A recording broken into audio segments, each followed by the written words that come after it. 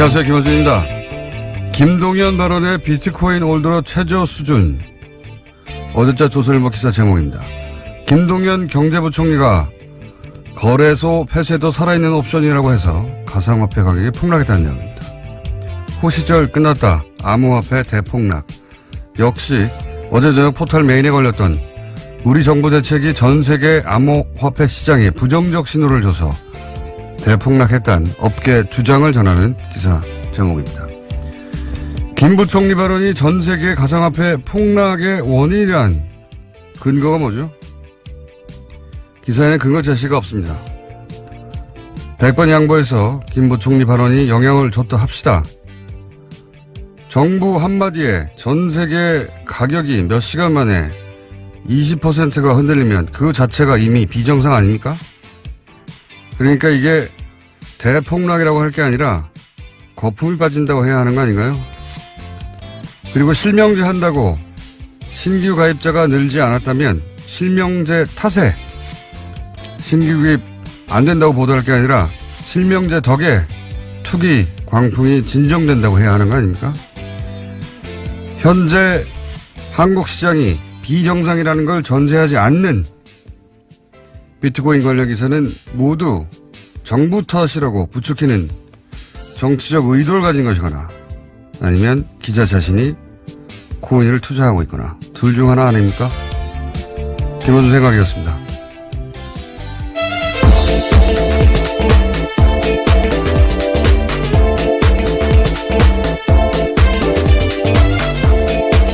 시사인의 김은지입니다.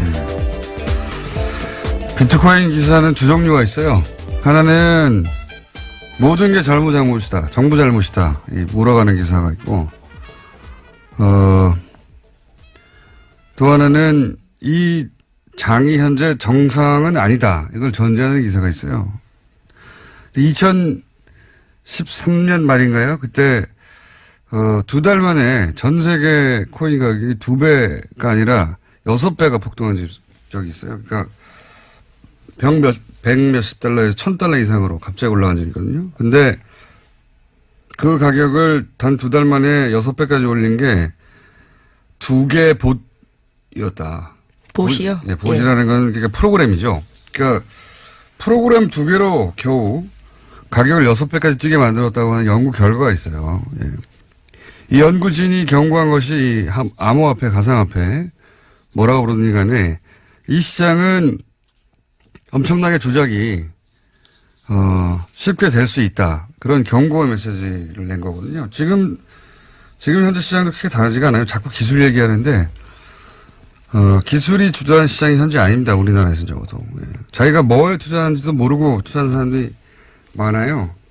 그러니까 현재 시장이 비정상이다. 이걸 전제하지 않고 얘기하는 건 아주 나쁜 정치적 의도를 가지고 있거나 아니면 기자 본인이 하고 있거나 아니면 뭘 모르고 하거나, 예. 이게 그냥 하는 말이 아닌 게, 과거에 이제 노년층 상대로 카톡이 돈다 이런 얘기 많았잖아요. 예. 보수적인 노년층을 상대로 해서 가짜뉴스 카톡이 돈다 이런 얘기 많았었는데. 지금도 돌고 있다는 말들이 예. 많습니다. 최근에 이런 게 20, 30대를 상대로 해서 대량으로 돌고 있는 게 있어요. 뭐냐면, 이렇게 시작합니다, 대부분. 나는 원래 문재인 지지했는데, 이렇게 시작해요. 그런데 정부가 코인러, 이제 코인을 하는 사람들 코인러라고 부르는 거죠. 코인러를 협박하기 때문에 우리 20, 30대가 문재인 정부의 등을 돌려야 된다. 실제 그런 내용이에요. 그러면서 지방선거 전에 심판을 해야 한다. 그리고 청와대 국민청원도 신기록을 세우자. 재산권을 지켜내자. 이런 매우 정치적인 공작의 냄새가 물씬 나는 카톡이 대량으로 돌고 있습니다.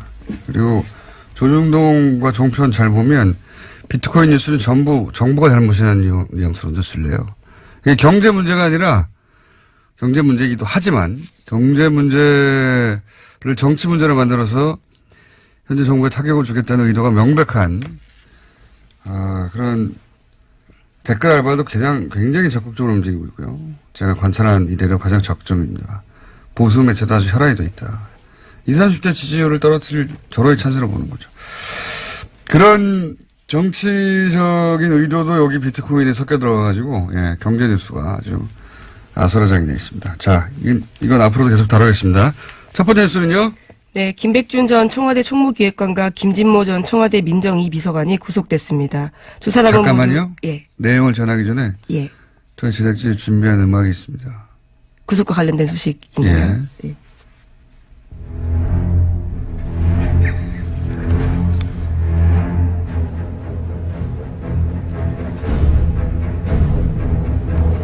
네.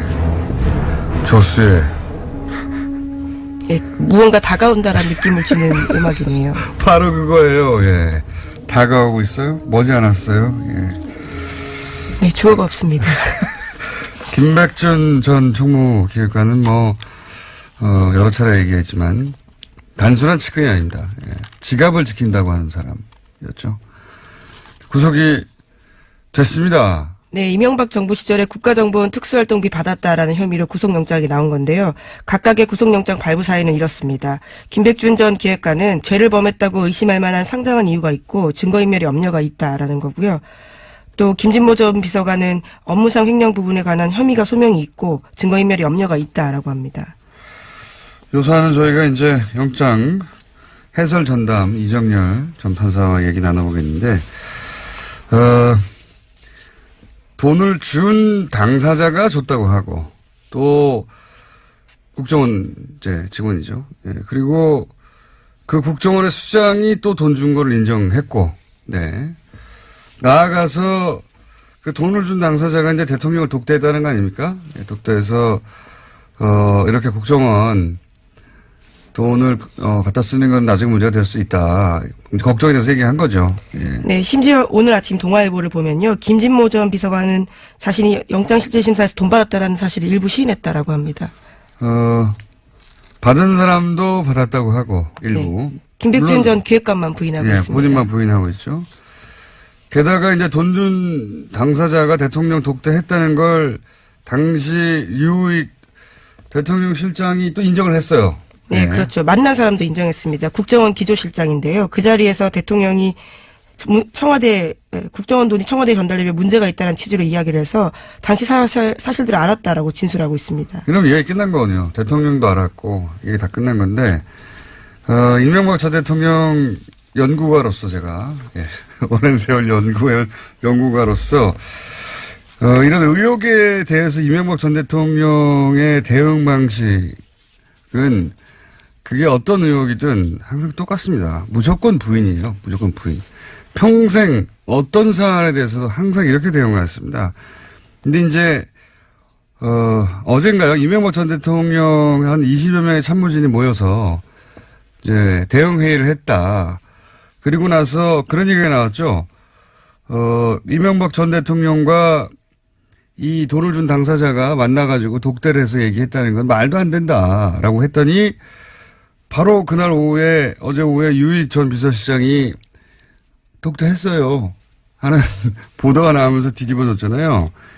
네, 검찰 조사에서 그렇게 시인했다라고 합니다. 그렇죠. 이게 이제 이 20여 명이 모였지만 참모들도 불안하겠죠. 혹시 자기들까지 올까봐. 그래서 모이긴 모였는데 저는 그 참모진들이 생각하는 만큼 효과적으로 싸우기 힘들 것이다라고 보는 것이 이명박 전 대통령 일단 무조건 부인하고요. 모든 사안에 대해서. 그리고 참모들에게도 거짓말을 합니다. 대응을 하려면 참모들은 사실관계를 정확하게 알고 있어야 되잖아요. 물어볼 거 아니에요. 독대했냐고. 이명박 전 대통령 아니라고 할 거예요. 했을 거예요. 그러니까 이렇게 대응했죠.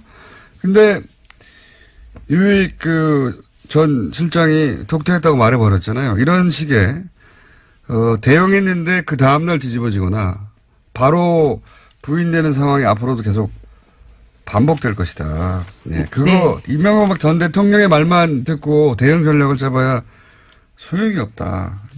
네, 어제 공식 보도자료 냈습니다. 그래서 있지도 않고 있을 수도 없는 일이라면서 전면 부인했는데요. 허무맹랑한 내용을 검찰이 언론에 흘리고 있다라고 주장하고 있습니다. 검찰이 흘린 게 아니라 유 실장이 이렇게 말했잖아요. 어떻게 해요, 이거. 이명박 전 대통령한테 독대했습니까? 안 했어! 라고 했겠죠, 바로. 예. 그래서 이런 거 냈는데 바로 뒤집어지는 거죠. 이렇게 앞으로 이런 거 반복될 겁니다. 김관진, 임관빈 석방 때처럼 시스템상에서 막는 방식으로 막을 수 있는 건 이제 한계에 다다랐다. 저는 그렇게 보는 것이, 막아야 할 게 너무 많아요, 이제. 동시다발로. 게다가 가장 기본적인 다스 같은 경우에는, 민간인 직원들을 막을 방법이 없습니다. 네. 네, 어제도 전해드렸지만 김성우 전 사장이 이제 진실을 말하겠다면서 자수서까지 낸 상황입니다. 그러니까요. 네. 조스 음악을 저희가 튼 이유이기도 합니다. 가까이 다가가고 있다 매우. 자, 특활비가 한동안 이제 뉴스가 될 것 같아요. 네, 구체적인 내용들이 계속해서 나오고 있는데요. 김백준 전 기획관은 국정원이 돈을 요구하면서 시계나 식기 등 청와대 기념품 제작에 필요하다면서 이유를 댔다라고 합니다. 그래서 국정원 전 예산관 2명과도 대질신문을 했다고 하는데요. 하지만 여전히 김 전 기획관은 부인하고 있습니다. 기념품 제작하는데 왜 공작비를 갖다 씁니까? 말도 안 되는 웃기는 짬뽕입니다. 이건 말도 안 되는 소리고. 국정원도 실제 청와대 기념품 제작한다고 돈을 달라고 생각하지 않았을 것이고, 예. 당연히 청와대도 핑계죠. 무슨 기념품 제작이, 기념품 제작이 필요해. 공작비 가져와. 이게 말이 됩니까? 웃긴 소리죠, 이게. 특활비 관련한 뉴스가 앞으로 한동안 계속 나올 것 같습니다. 제가 보기에는. 지금 뭐 쏟아지고 있긴 한데, 그죠? 예, 또 있습니다. 국정원 특수활동비 일부가 달러로 환전이 돼서요. 이명박 전 대통령의 미국 순방 직전에 청와대 쪽에 전달된 정황이 확인됐다고 중앙일보가 보도했습니다. 저는 이 특활비 관련해서는 이게 가장 치명적인 보도의 시작이라고 봅니다. 왜냐하면 생각해 보세요. 미국 순방을 왔어요. 대통령이. 자기 돈으로 밥 먹을 리 있습니까? 그렇죠? 모든 게 공식 행사예요. 백악관에서 밥 주고 돈 달라고 할까요? 아니란 말이죠. 아닌데 왜 굳이 특활비, 국정원 특활비라고 하는 가장 은밀한, 이 돈은 딱지가 붙지 않은 돈이어서 절대 들킬 리가 없다고 생각한 이 돈을 갖다 썼겠어요. 그리고 이 중앙일보 보도에 의미심장한 부분이 있습니다. 이명박 대통령이라고 하지 않고 이명박 전 대통령 부부가라고 표현을 했어요. 기사가. 네, 검찰이 현재 그렇게 의심을 하고 있다는 겁니다. 부부가 당시 순방 일정 중에 어떻게 돈을 썼는지 등을 조사한다는 거죠. 여기서 부부가라고 썼지만 이명박 전 대통령은 모든 일정이 공식이고, 그죠? 당연히 이명박 전 대통령 지갑에서 돈이 나갈 일이 없어요, 일이. 저는 이 기사가 의미하는 바가 예를 들어 김용 여사에게 그 일부가 전달된 것으로 혹은 일부라도 사용된 것으로 드러나면 지금까지하고는 전혀 다른 국면으로 이 사안이 전개될 수도 있다라고 생각이 되는 것이 박근혜 전 대통령이 특허비를 가지고 주사 맞고 뭐 자기 집에 보일러 비용 내고 하는 게 도저히 용납될 수 없는 어떤 선을 넘어가는 거잖아요. 만약에 이게 부부 쪽으로 특활비가 흘러갔다는 게 나온다면, 국면이 달라질 겁니다. 굉장히. 근데 이 의미 있는 기사라고 봅니다. 방민을 앞두고 특활비 일부가, 음악도 나오나요? 특활비 일부가 달러로 환전돼서 건네졌다. 굉장히 이상한 겁니다. 굉장히. 네, 이 기사에 따르면 대통령의 해외 순방 비용은 정식 예산 외에는 보통 청와대 자체 특수활동비로 충당한다고 합니다. 너무 당연한 거 아닙니까? 예, 그런데 국정원 특수활동비가 쓰였다라는 점에서요. 공식 순방을 했는데 왜 영수증 없어도 되는 돈을 갖다가 일부러 갖다가 달러로 환전합니다. 그리고 이게 추정이 아니라 정확히 확인됐다는 보도잖아요. 게다가 여기에 부부가 등장했잖아요. 예. 네, 왜냐하면 김희중 전 대통령실 제1부속실장이 이와 같은 진술을 했다라고 합니다. 이거 아주 의미 있는 기사라고 봅니다. 이거 관련해서 후속 보도가 나올 수도 있을 텐데 나온다면 파장이 지금까지와는 달라질 수 있다. 네. 이정열 전 판사님이 대기 중이기 때문에 하나 정도 더 하고 끝낼까요? 네, 이명박 전 대통령의 처남 고 김대정 씨 관련된 이야기는 여러 차례 말씀드렸는데요. 김대정 씨의 부인이 최대 주주인 다스의 납품업체가 있습니다. 금강이라는 회사인데 이 회사를 지난 11일에 검찰이 압수수색했다라고 합니다. 그러면서 회계장부는 물론이고요. 대표이사의 휴대전화를 확보했다고 하는데 이 대표이사는 이명박 전 대통령의 오랜 자금관리인으로 알려졌습니다. 이건 저희가 며칠 전에 얘기했었죠. 위장 계열사 얘기하면서 거론을 했던 그 위장 계열사라고 표현했던 회사가 바로 이 회사를 의미하는 거였어요. 당시까지는 보도가 안 났기 때문에 제가 금광이라고 특정하지 않았는데, 이전에 세광공업이라고 회사가 있었어요. 세광공업이 우리가 계속 얘기하고 있는 120억 다스 비자금 조성의 역할을 했던 회사거든요. 이 회사가 이제 특검 이후에 폐업을 합니다. 그리고 나서 그 역할을 똑같이 하는 똑같은 패턴의 회사를 하나 만든 게 금광이에요. 네, 그 이후에 그러면서 2배가량 급성장했다라고 합니다. 그리고 여기에 일감을 몰아주죠. 일감을 몰아주고, 세광공업이 그랬듯이 이 금광이 비자금을 만들어내고 세탁하는데, 역할을 한 게 아니겠는가 하는 의심이 있는 건데, 이제 지금 검찰이 압수수색을 한 거죠. 예. 여기서도 뭐가 크게 나올 수 있습니다. 자. 여기까지 하겠습니다. 시사인의 김은지였습니다. 감사합니다. 네. 바로 이어서 법무법인 동안 이정열 전 부산판사님. 안녕하십니까? 안녕하십니까? 네. 여러 사람이 우려했었는데, 그 판사님도 우려하고, 결국은 구속이 됐습니다. 일단, 왜 구속이 됐는가 잠시 해설해 주시면요. 네. 가장 큰 거는 결국 돈 문제에 법원이 상당히 엄격하게 본다. 그러니까 종전에 문제가 됐었던, 영장 기각됐었던 부분들은 다 이제 블랙리스트나 뭐 댓글 이런 관련이었었는데, 네. 돈 문제가 걸려들게 되면은 그 부분에 대해서는 법원도 어떻게 더 이상 막아줄 수 없는 그런 상황이 아닌가 싶고요.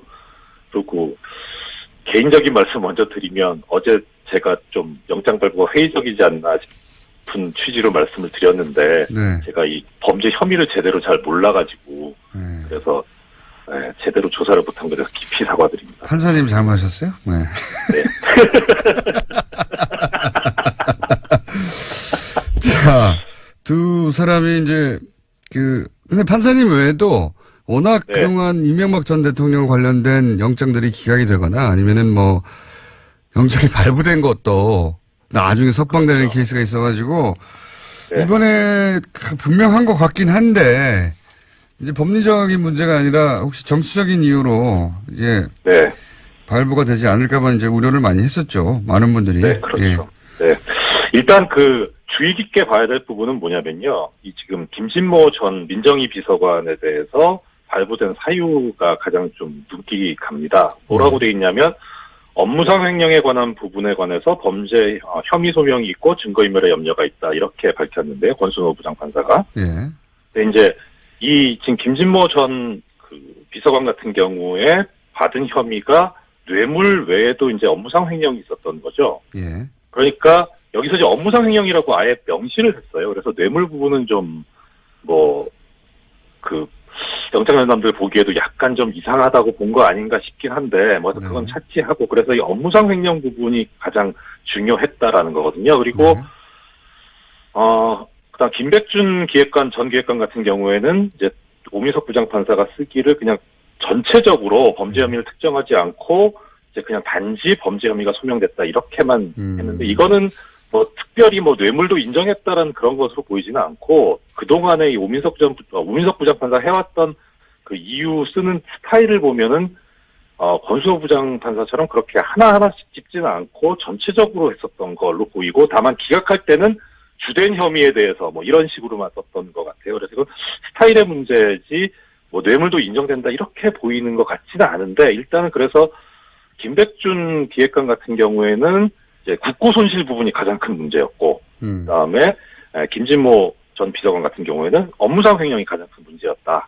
이렇게 좀 해석이 되네요.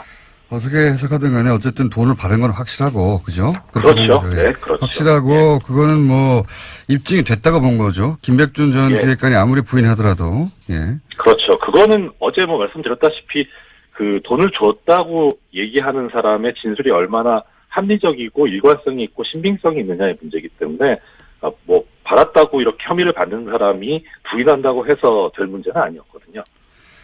자, 그건 여기까지 하고요. 제가 네. 연관한 김에 한 가지만 더 여쭤보겠습니다. 어제 사실 이 사법부, 그러니까 사법부에 적을 뒀던 분들이나 적을 두고 있는 분들한테는 굉장히 중요한 뉴스가 나오는데 크게 다뤄지지 않아서 한 가지만 여쭤보자면 네.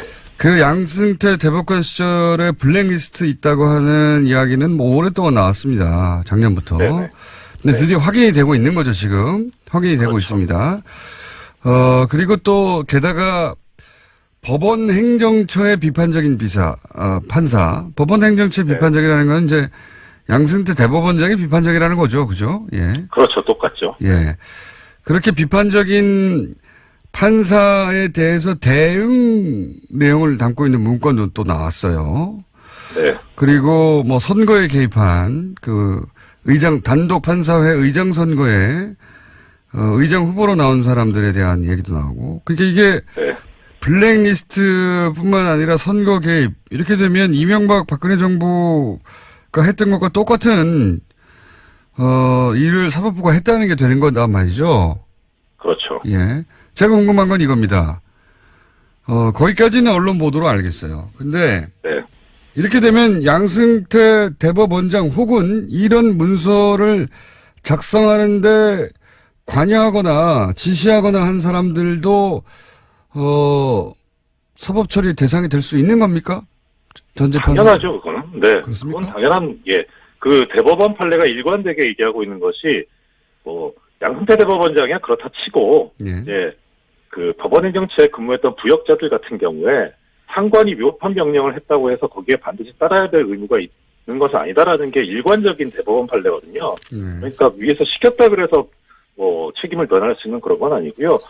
그리고 이 그 행동이 지금 공장장님께서 말씀하셨던 그런 일련의 선거 개입이라든가 블랙리스트 작성이라든가 불이익을 준다든가 하는 것들이 형법상 직권남용죄에 해당이 될 수 있거든요. 예. 직권을 남용해가지고 권리 행사를 방해한 경우에 이제 5년 이하의 징역, 10년 이하 자격정지, 1,000만 원 이하 벌금 이렇게 규정이 되어 있는데 더 하나 이제 그러니까 사법처리 대상은 너무 당연한 거고요. 또 하나 관심이 가는 게 오늘자인가 중앙일보 일면에 났다고 얘기가 전해지고 있는데 판사들이 지금 예년에 비해서 80명 정도 사표를 내겠다고 이제 2배 정도가 더 내겠다고 이렇게 보도가 나온 게 있더라고요. 예.